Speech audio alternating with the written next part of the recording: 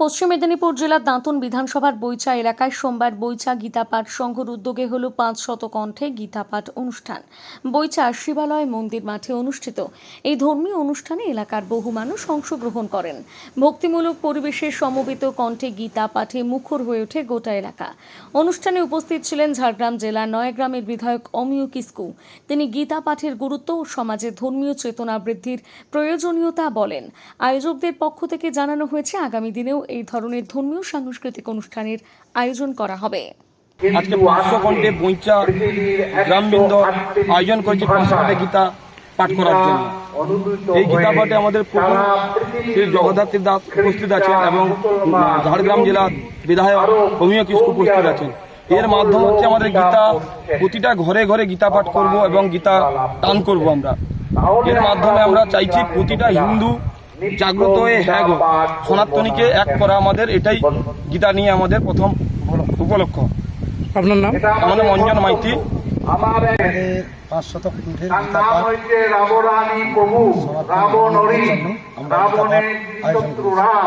গীতা পাঠের মাধ্যমে একটাই বার্তা দিতে চাইছি আমরা, যে মানুষের মধ্যে শিক্ষা একটু উন্নতির দিকে যাক এবং গীতার যে সারাংশ যে অধ্যায়গুলো আছে যেন মানুষের মধ্যে আসে এবং প্রতিহিংসা প্রত্যেকে যেন ছেড়ে দিয়ে আমাদের গীতার ধর্মীয় যে আমরা স্বয়ং শ্রীকৃষ্ণর যে বাণী নিয়ে আমরা চলছি, শ্রীরামের বাণী নিয়ে চলবো, সেই দিয়ে আমরা হিংসা লোভ কাম সবগুলো নিজেদের মধ্যে রাখতে পারি। সবাইকে আমরা বার্তাও দিতে চাই আমরা সবাই এক জায়গাতে থাকি, প্রতিহিংসা ছবিটা যেন করতে থাকি।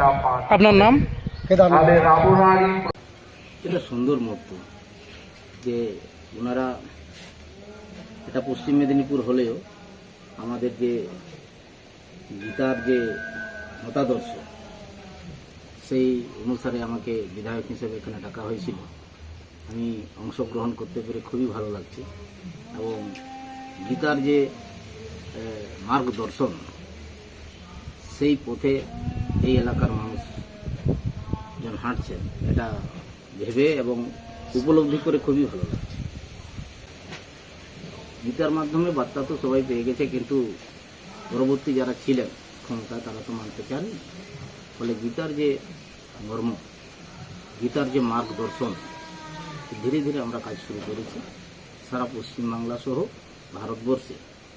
যে গীতার সুন্দর শ্লোকগুলোর ব্যাখ্যা, সেই ব্যাখ্যাগুলো আমরা দিয়ে পশ্চিমবাংলা থেকে সারা ভারতবর্ষে সুন্দর একটা শাসন ব্যবস্থা তৈরি করার চেষ্টা চলছে এবং তৈরি হবে।